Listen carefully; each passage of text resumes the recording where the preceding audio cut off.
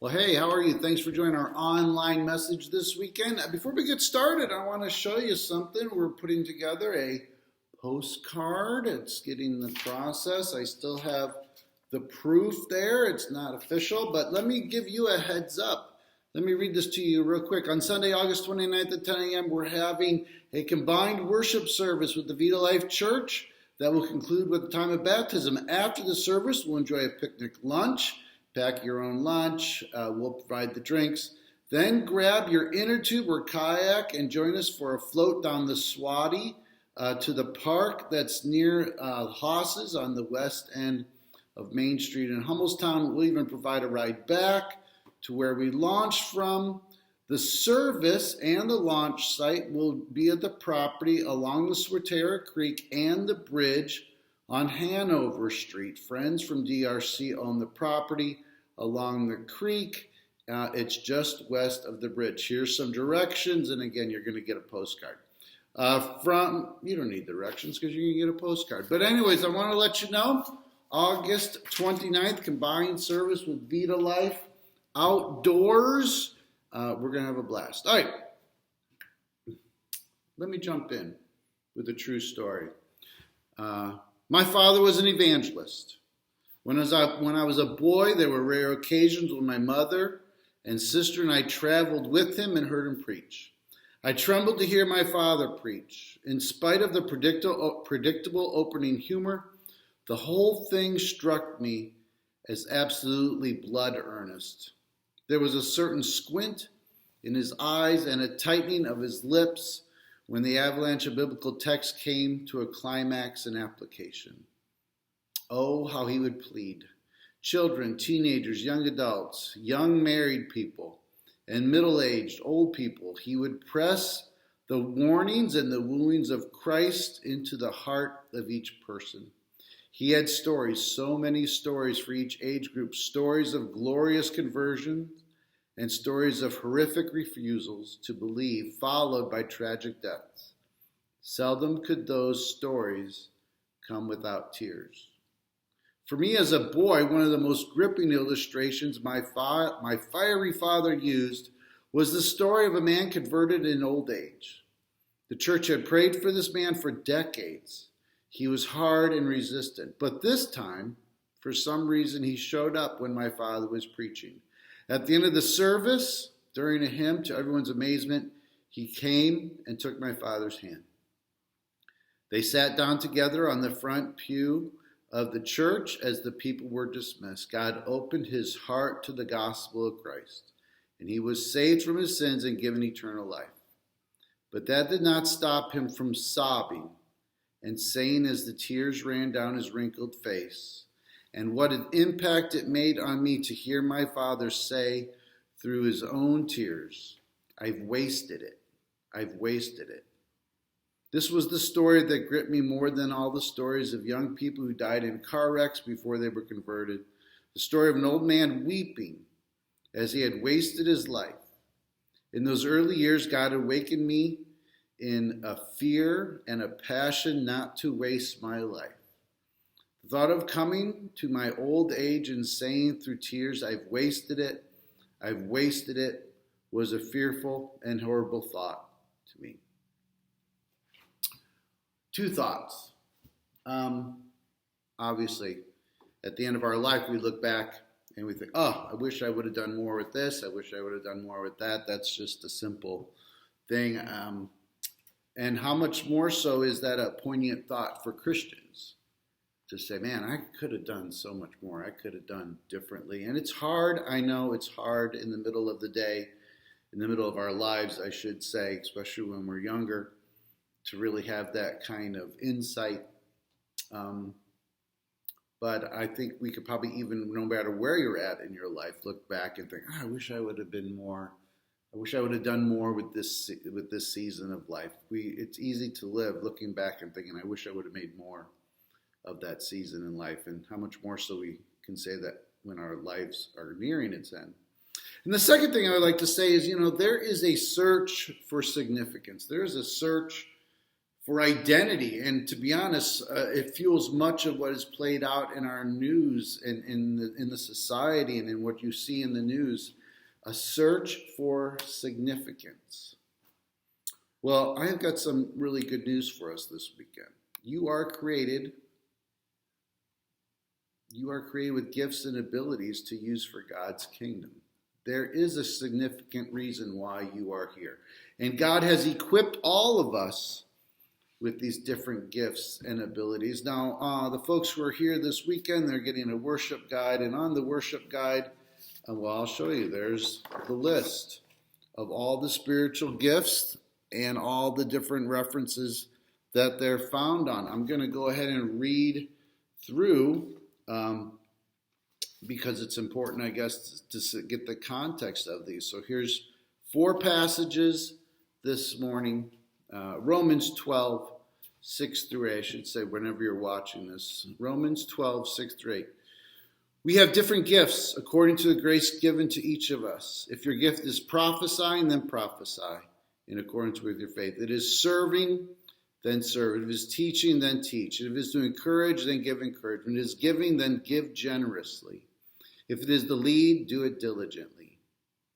If it is to show mercy, do it cheerfully. 1 Corinthians 12, 8 through 10. To one there is given through the Spirit a message of wisdom, to another a message of knowledge, by means of the same Spirit, to another faith, by the same Spirit, to another gifts of healing or healings, as we talked about last weekend, by one Spirit, to another miraculous powers, to another prophecy, to another distinguishing between spirits, to another speaking in different kinds of tongues, and still another the interpretation of tongues. We talked about last week that tongues can also be probably better translated languages. Later on in 1 Corinthians 12, verse 28. And God has placed in the church, first of all, apostles, second prophets, third teachers, then miracles, then gifts of healings, again, like I said, of helping and of guidance and different kinds of tongues. And then Ephesians 4:11. So Christ himself gave the apostles, prophets, evangelists, pastors, and teachers. And the last one, which we're going to dwell on a little bit later on, 1 Peter 4:9 through 10. Offer hospitality to one another without grumbling. Each of you should use whatever gift you have received to serve others as faithful stewards of God's grace in its various forms. A couple things that I think are worth making note of, just to clarify some things. Don't confuse spiritual gifts with talents.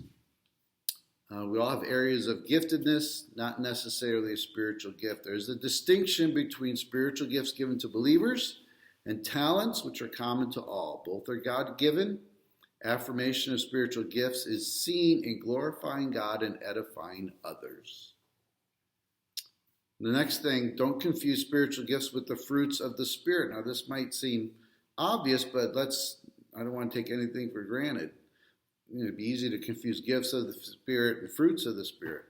The fruits of the Spirit are the marks of spiritual maturity: love, peace, patience, kindness, faithfulness, goodness, gentleness, and self-control. Some of them listed in Galatians 5.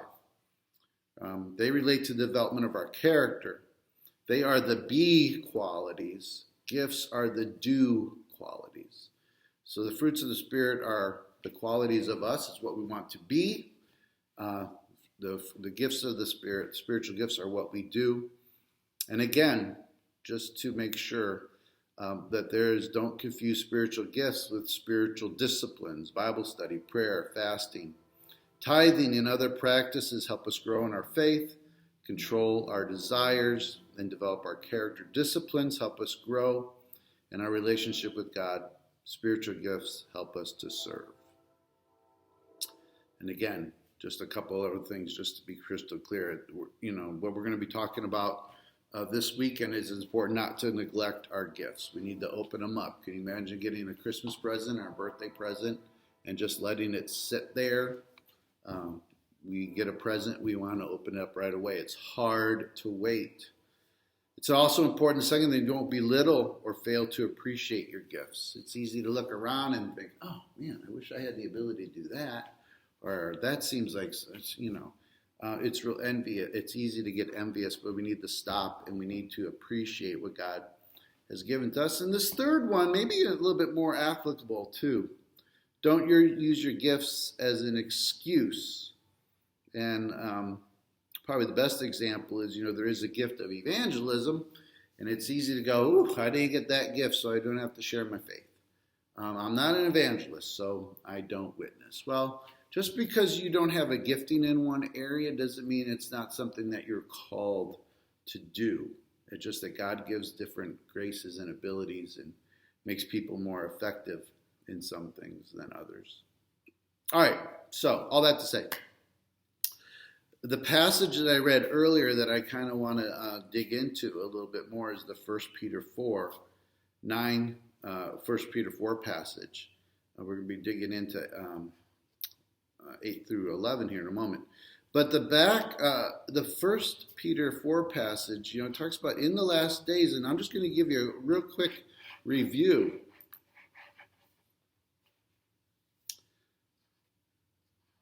Verses 1 and 2, in the last days, Christians should have an attitude of commitment.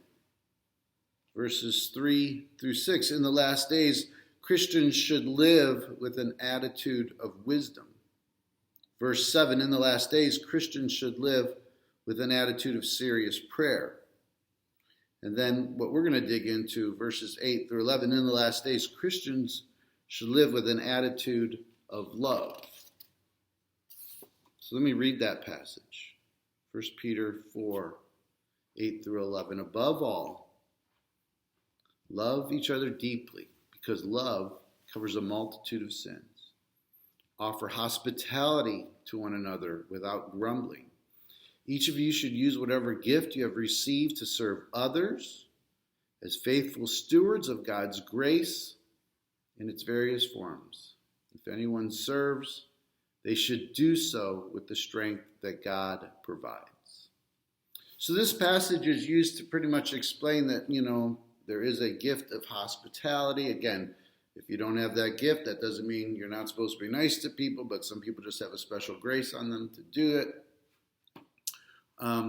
But it also says each of you should use whatever gift you have received to serve others. And there's the encouragement, there's the exhortation this weekend, that we show love to others by using our gifts. So, I'm just going to dig in to some of these phrases. Above all, love each other deeply.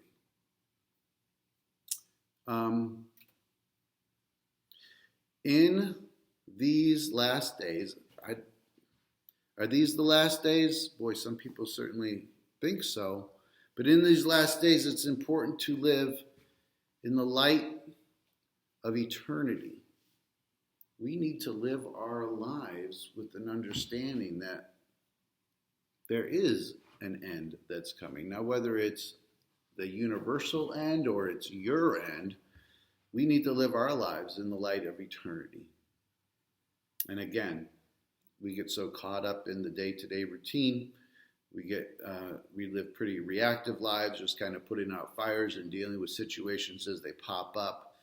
But we need to live with a wider perspective. And we need to do so with a love, a fervent love. The passage goes on to say that love covers a multitude of sins. I found this quote: where love abounds in the fellowship of Christians, many small offenses and even some large ones are readily overlooked and forgotten. But where love is lacking, every word is viewed with suspicion, every action is liable to misunderstanding, and conflicts abound, to Satan's perverse delight. It's a quote from Wayne Grudem. We need to be gracious to each other. Love is seen, we talk about love is more than just an emotion. For most of us, we just think of love as that warm, fuzzy feeling. Love covers a multitude of sins, and it makes us patient, and it makes us show grace to one another. The next passage, the next phrase: offer hospitality to one another without grumbling. And this is where we kind of get to the crux of what we're talking about this weekend. That love shows itself in action, but not just action without grumbling. Without grumbling is really a frank recognition that serving others can easily become inconvenient, costly, burdensome, and even irritating. In the Greek, muttering is the low-speaking sign of displeasure, a spirit that is opposite of cheerfulness. So here the scripture is telling us to offer hospitality and to serve one another without grumbling. This isn't a message just on hospitality. This is a message on using what God has given to us, whether it's hospitality or other gifts, to do it, to show love in action by doing that, and not just to do it, but to do it without grumbling, to do it with a right attitude. Each of you should use whatever gift you have received to serve others. Love shows itself as we live out what God has given to us. And this is where it gets a little bit challenging. We are then to be good stewards of the multifaceted grace of God given to us. Now, the word steward, you might not think of that word very often. You might not see yourself as a steward. A steward is a caretaker, right? A steward is somebody who's responsible with something. It's a verb to steward something, but it's also a noun. We need to be good stewards of the abilities that God has given to us. Again, here's a whole list. We're also going to be passing out an explanation for all these gifts. Maybe I remember and I can attach it or include them with the link. If you're watching this online, you might be able to find that. All kinds of things that God has given us the ability to do. So other things that aren't even mentioned in the passages that I read: craftsmanship, creative arts. Some people believe those are spiritual gifts as well. We need to be good stewards. Love shows itself as we live out what God has given to us. Talk is cheap, isn't it? Boy, you know that in your own experience. People can talk. When we're on the receiving end of only talk and no action, it leaves an impression. We are to be, as the next phrase says, faithful stewards of God's grace in its various forms. Every part is vital. Each of us has a job to do. And again, it's easy to look at the more visible things instead of the behind the scenes things. Even the smallest, seemingly least important part of the body of Christ is important.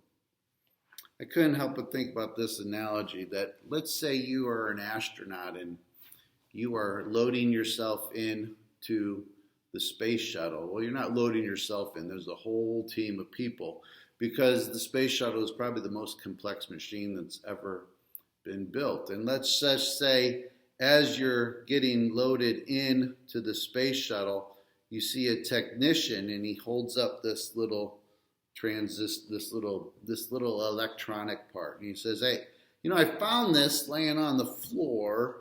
I don't think it's important, so we're going to shoot you off into space without it, because, look how small it is. And you're going to think, oh, well, whoever designed this space shuttle probably had a thought for that little part.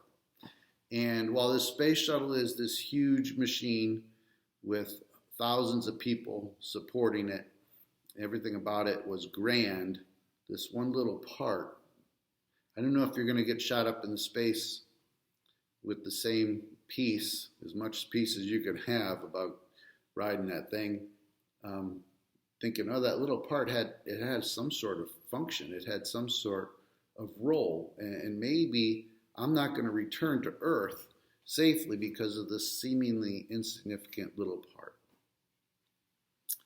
We need to be faithful stewards of God's grace in its various forms, no matter what that form is.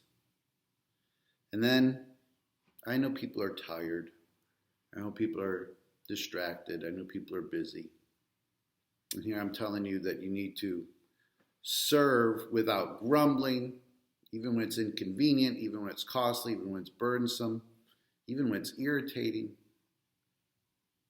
But we do this with the ability, the gifts, and the strength that God provides. They should do so with the strength that God provides, so that to him belongs the glory. So God is glorified because we do it in his strength.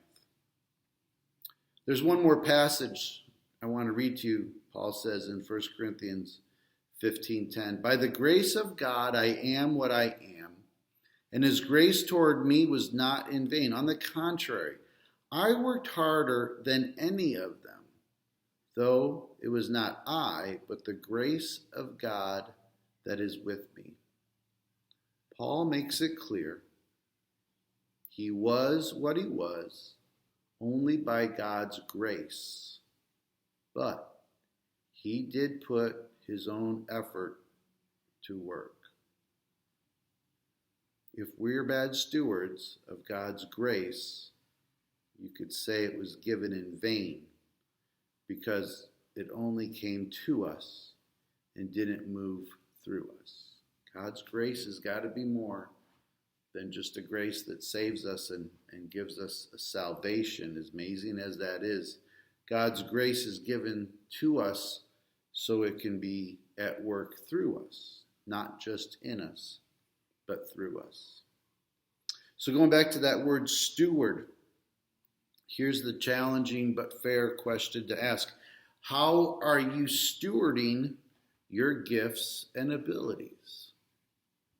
Do you even know what your spiritual gifts are? There's all kinds of online spiritual gifts tests you could take. We have them here. You can always contact me and I'll give you one. We have them in the little booklet that we work with people when they come to Discovery Pathway class. We want you to know how God wired you. We want you to be aware of your gifts and abilities. I'll say this too. Although you might not have the gift of evangelism, and that doesn't mean you're never supposed to share your faith, it's also freeing to know that God designed me to do this. So it's okay if, not to pursue other things, if you understand what I'm saying. But it is freeing to know how God wired you to be. Again, not that you're never going to do things that aren't in your gifting, but it's freeing to know that God created you to do this. So how are you doing with the stewardship of your gifts, your abilities? And this is the tricky one. How are you doing with the stewardship of your time? They're all related, obviously. We need time to use our gifts and abilities. There's the challenge for the weekend. How are you doing as a steward of what God has given to you? Going back to that story about the older man who came to faith later on in life, and I'm sure his heart was filled with joy because of the salvation that was made available to him. He had a conviction of his sin, and he knew that that conviction was resolved, but at the other hand, he felt an immense amount of regret for the time that he wasted. And I don't know how we live with that tension. We should have an incredible amount of joy and peace and rest. We should experience an abundant life. But at the same time, we don't want to live with a sense of regret, saying, oh, I was so focused on the temporary things, when God put me here to do something eternal significance, eternal consequence. Like I said, there's a lot of people that are searching for significance these days. There's a lot of people that are searching for some sort of identity. And again, we see that played out all around us each and every day. When God has created you to do something significantly in others' lives for all eternity. That's way more meaningful than all the temporary stuff that we so easily settle on. So, all right. Well, thanks so much for joining us. Hopefully we'll see you soon again in person. Take care. God bless. Bye.